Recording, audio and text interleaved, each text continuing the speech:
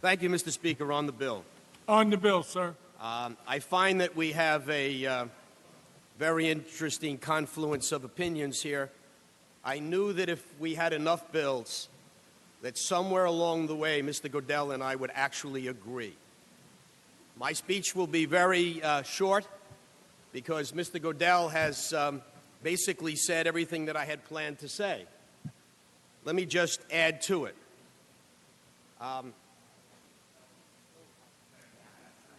When I use a word, Humpty Dumpty said, it means just what I choose it to mean, neither more nor less. And then Alice questioned and said, well, the question is whether you can make words mean so many different things. It seems that Lewis Carroll, in 1872, anticipated some of the things that the New York State Legislature does. Because we're trying very hard to avoid the very clear mandate of the New York State Constitution. Gambling is prohibited. And if you want to add something, which is gambling, to the realm of what's legal, you change the Constitution. And those who want to make fantasy sports legal in New York should be presenting to us a constitutional amendment, not passing a statute which ties us into a pretzel in an attempt to try to avoid the clear definition of gambling. You know, if you take a look at the statute that's before us, it tries so hard to define fantasy sports in a way that it avoids the common sense and the everyday meaning of gambling. Merriam-Webster Dictionary says a sport is an activity involving physical exertion and skill in which an individual or team competes against another or others for entertainment. Not for money, not for betting, not for gambling, and not sitting behind a computer.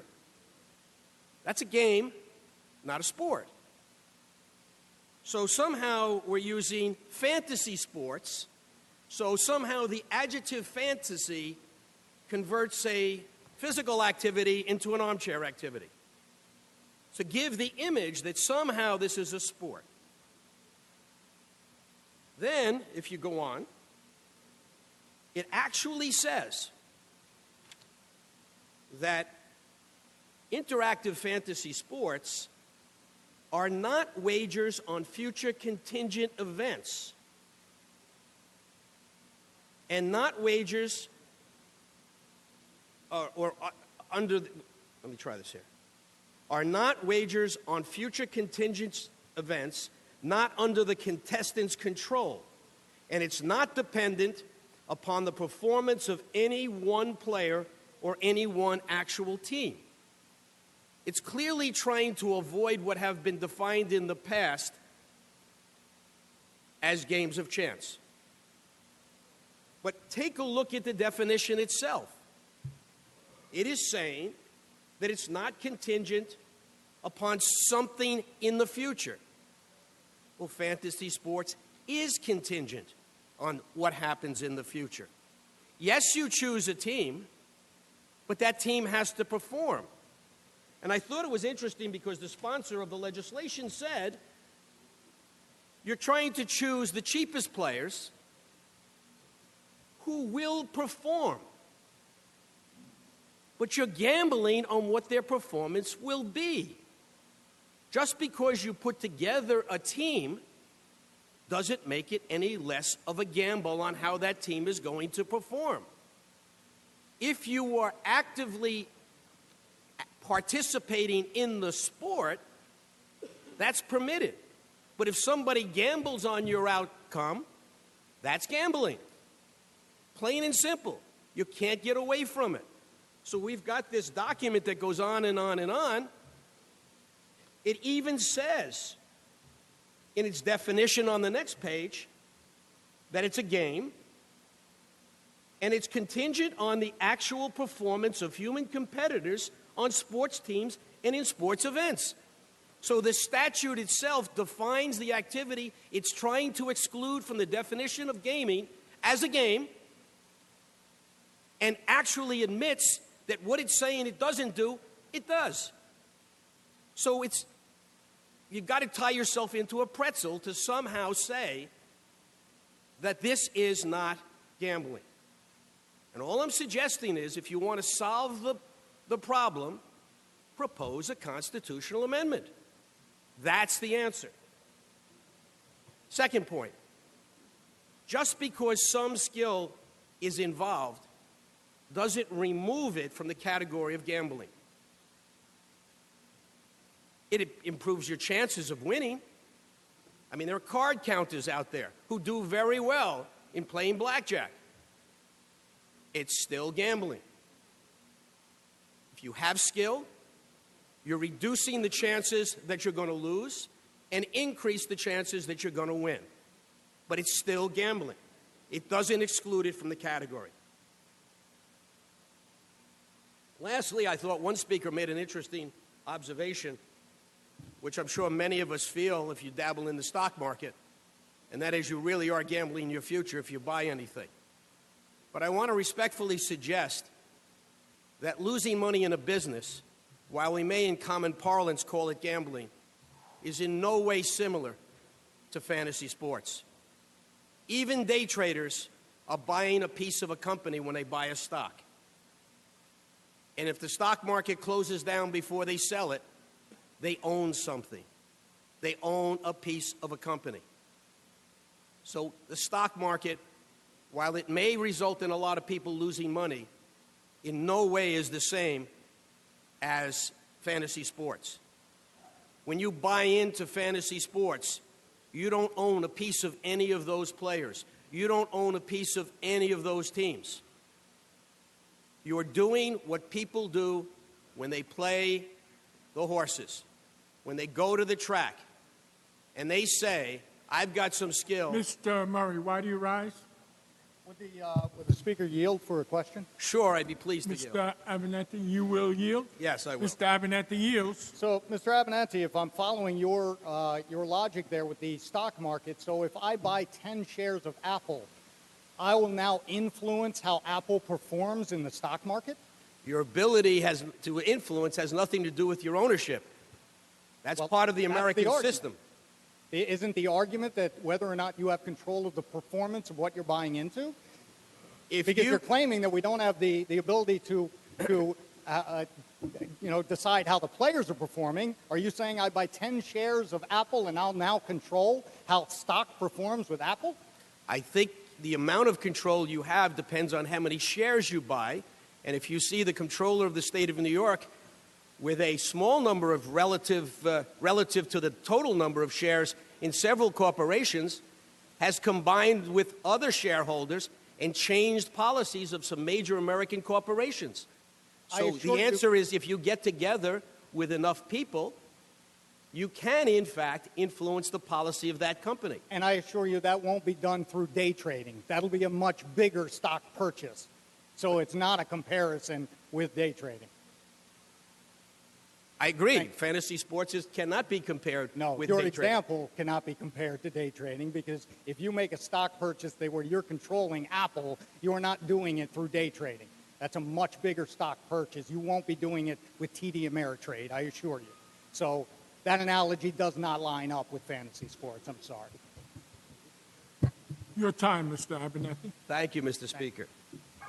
I was respectfully suggesting that the concept of day trading, while it may be somewhat of a analogous to those who gamble, is in fact very different, because you are in fact making investments into real items, and it is part of the stock market. Whether you hold it for 1 day, 1 minute, 1 year, or 10 years, you're still owning a piece of a company. And you're not doing it for the purpose of winning, depending on how a player or a group of players may or may not perform that evening. So I respectfully suggest that this legislation violates the New York State Constitution, the clear language of the Constitution, and is unwise legislation. And if we want to, some way, move forward to control and legalize fantasy sports, the appropriate way to do it is to prevent an amendment to the New York State Constitution. Therefore, Mr. Speaker, I will be voting against this legislation. Mr. Fitzpatrick. Thank you, Mr. Speaker. On the bill, On the bill, sir. the sponsor is claiming a touchdown, but I would argue there's a flag on the play. The touchdown needs to be called back, and the infraction is clipping. This bill is going to clip a lot of young people of their hard-earned money. The previous speaker is absolutely correct, and my colleague, Mr. Goodell, also outlined stating how this industry is going to be regulated. We are regulating it as if it were gambling. It is gambling. We all know that. We're just trying to contort this into something that we wish it to be, and it is not what we think it is. Mr. Pretlow, why do you rise? Will Mr. Fitzpatrick yield for an official's review? Mr. For what? Mr. Fitzpatrick, you've been Absolutely. asked to yield. Absolutely. You're saying that this is gambling. We are legislators, and one of the things that we do is to define certain actions. We, as the New York State Legislature, determine what a crime is, what the severity of that crime, and if the action is a crime or not. Right. I'll use robbery. We, as a legislature, can deem that robbery under $20 isn't a crime. Or we can say that robbery under $20 is a felony. We can say that that $20 robbery has 10 years in jail or is a violation. We make that determination. In doing the investigation of gambling, fantasy sports fell short as being gambling, therefore wasn't forbidden by the Constitution of the state of New York. Right. I have in front of me something from the New Jersey courts. Well, Gary, what you're saying is that we determine, it's not what, you're saying we determine what a crime is. Yes. No, I would argue that we determine how we will, or at what level we will prosecute that crime. So If it's a crime at all. think- I you mean, can- I'm you using can crime say- as an well, hold on. example. You can say, we as a legislature say if you steal less than or fewer than $20, it's not a crime. It's still stealing. If we choose not to prosecute it, that's our choice as a legislature. But you're still, someone stole $19. So a theft still occurs whether we want to call it a crime or not. But my point is, we as the legislature determine what that is, what that crime is, and what that punishment is. We as the legislature can today say that wearing a yellow tie is illegal. Mr. Pretlow, would you fashion a question out of all of this? Would you disagree with me if I said that we as the legislature could deem wearing a yellow tie as illegal? I think, You Mr. can't Speaker, disagree with based me. on the sponsor's argument, the call is reversed. No touchdown. I'm on your side. Proceed, Mr. Fitzpatrick. Anyway, if it walks like a duck, if it sounds like a duck, you know, what is it? It's a duck. This is gambling. If this were a game of skill, I would think the Department of Financial Services might be more interested in regulating this, not the Gambling Commission. And with all due respect, the proponents have not made the argument. They have not made the argument that this is a game of skill. Mr. Avenante so eloquently made the argument. I work in the financial services industry. Day trading is not gambling. It may not be investing, but it's not gambling. You are buying a piece of a company, whether you hold it for a day or a decade. But this is gambling. let's not kid ourselves. And what's unfortunate is that since we are going to regulate this through the Gaming Commission, I believe it is very sad that not a single contribution will be made by this industry to the Problem Gambling Fund. Because if you watch the PBS Frontline documentary on this industry, a lot of people get hurt. And a lot of people in New York will get hurt if this bill passes. And I hope we think long and hard before we cast a yes vote. I would urge a no vote. Thank you, Mr. Speaker. Read the last section. This act shall take effect immediately. Clerk will record the vote.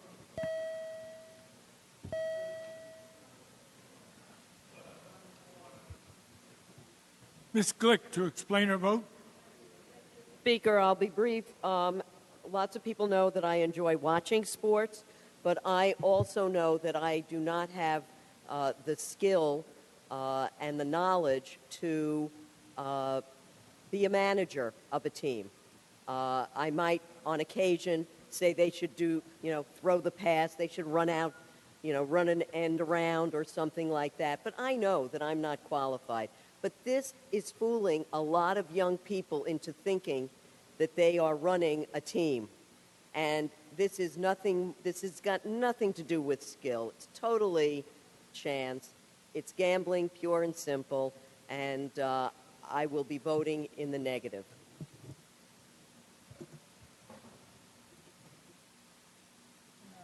Mr. Murray to explain his vote.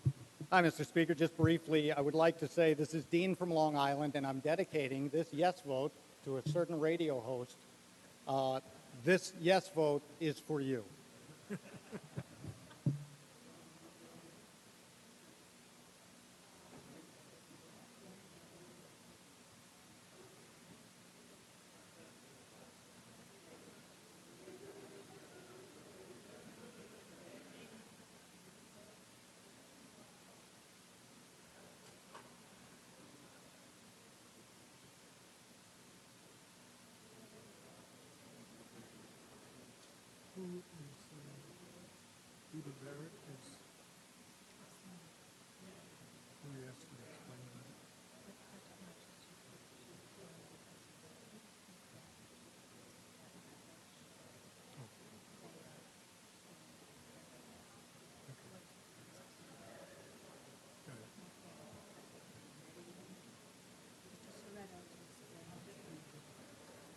Mr. Soretto to explain his vote. Yeah, thank you, Mr. Speaker. Some of the issues that we've had in the last couple of days have been very important to our constituents. I do want to say on this particular one, we received in my office numerous emails and phone calls on passage of this legislation, fantasy sports. And I want to thank the sponsor for pushing us through. In fact, as one of the constituents said this morning as she called my office, she said, Soretto, don't come home without passing this legislation. I'm going home. And I'm very happy to be proud that the sponsor has put this forward and it's going to pass. It's a lot of our constituents like and enjoy this sport, and I'm very proud that we can do this today. So thank you for your time. Mr. Soretto in the affirmative. Mr. Goodell to explain his vote. Thank you, Speaker.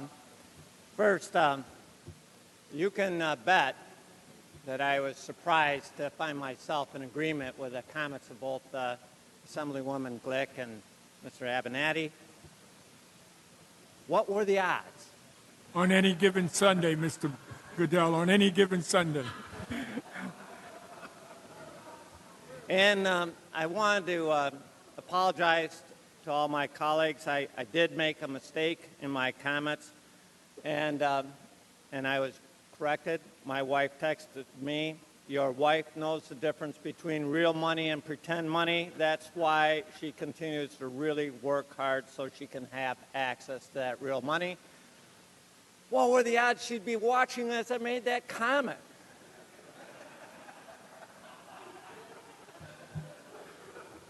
But I sincerely hope she's still watching and didn't turn me off in disgust. And I have great respect, and I'm so thankful for my wife earning real money. And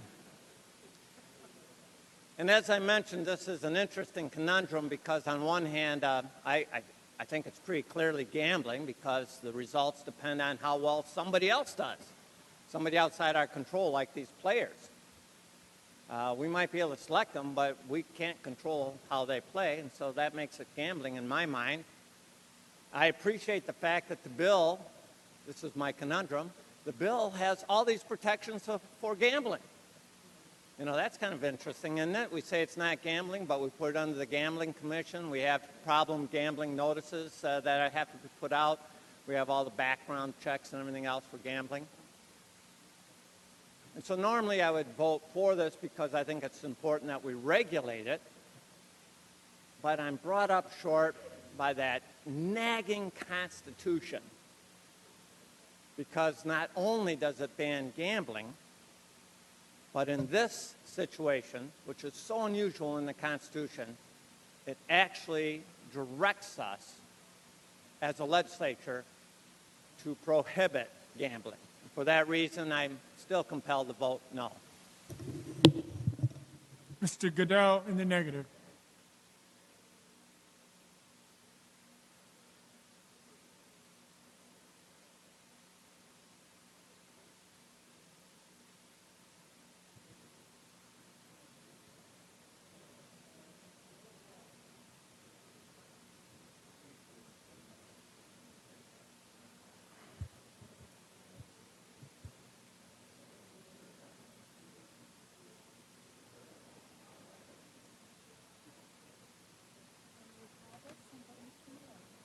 Are there any other votes? Announce the results. Ayes 91, noes 22. The bill is passed. Mr. Morelli.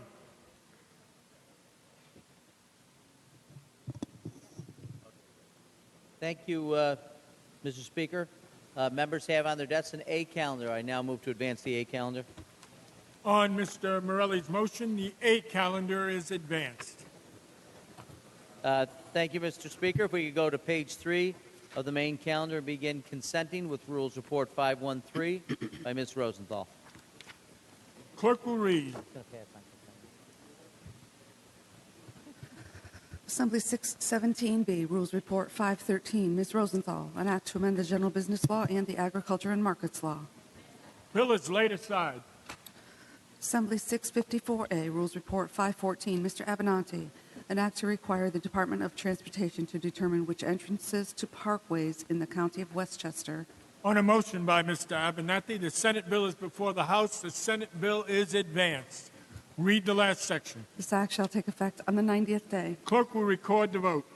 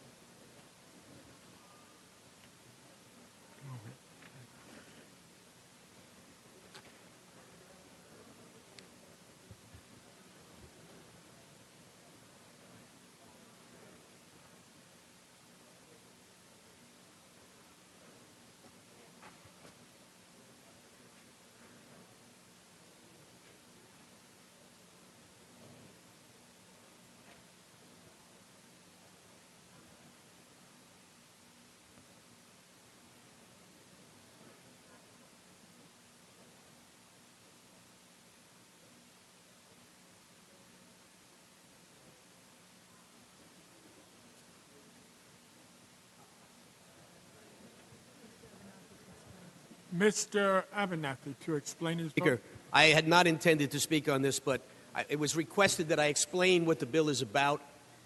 This bill is an attempt to force the Department of Transportation to take a look at the parkways in Westchester County. For 15 years, I've been trying to get them to do this. We had last year 35 trucks hit bridges on our parkways because they wander on. They follow the GPS. They get confused on entrances. The DOT refuses to reconfigure the entrances to the parkways. They refuse to clear up the signage, and they refuse to put on height barriers. Any of you have gone to Boston, you will see these little things that look like football posts across the entrances to the parkways. And there are big signs that say no trucks. They do it in Boston. They do it in other parts of the country.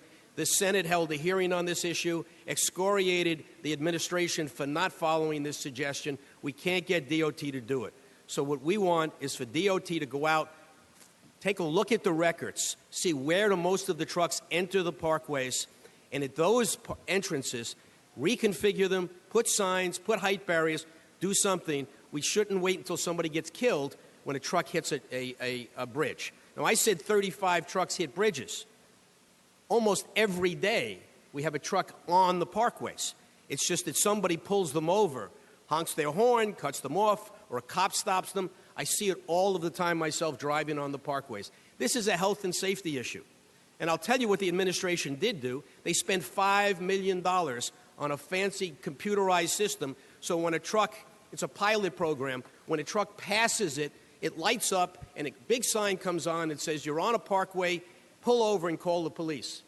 I don't think it's helped at all in the few places where they've put it, because we still have as many trucks hitting bridges and wandering onto our parkways. So this is to tell the DOT, do what you should have been doing all along.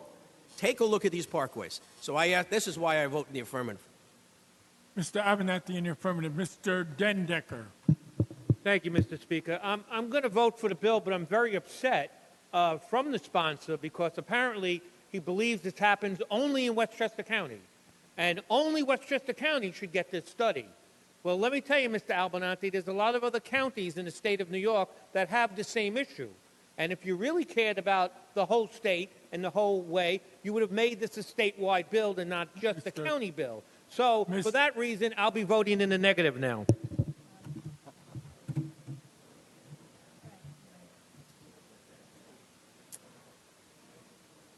We are reminded not to direct our statements towards members. You're explaining your vote, not directing a rebuke to another member because of his position.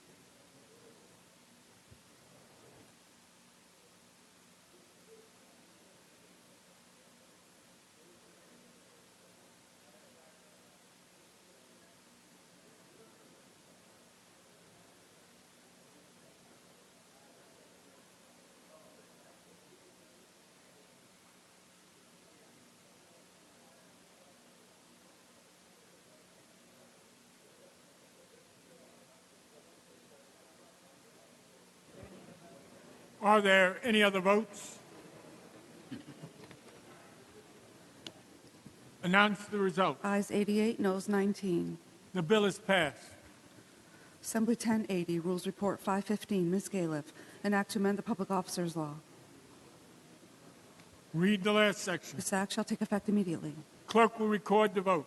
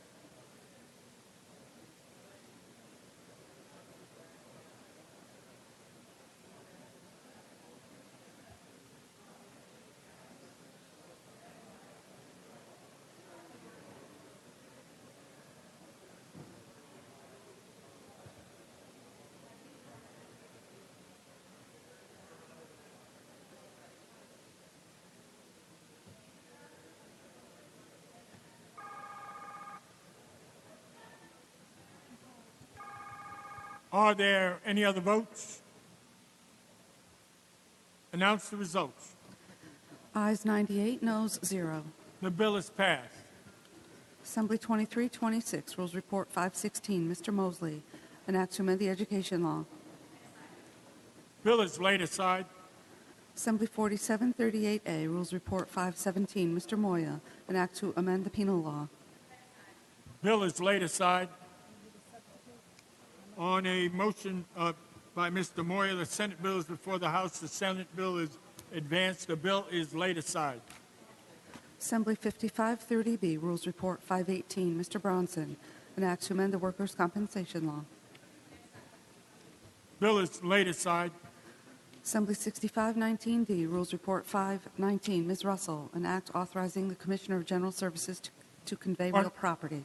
On a motion by Ms. Russell, the Senate bill is before the House. The Senate bill is advanced. Home rule message is at the desk. Read the last section. This act shall take effect immediately. Clerk will record the vote.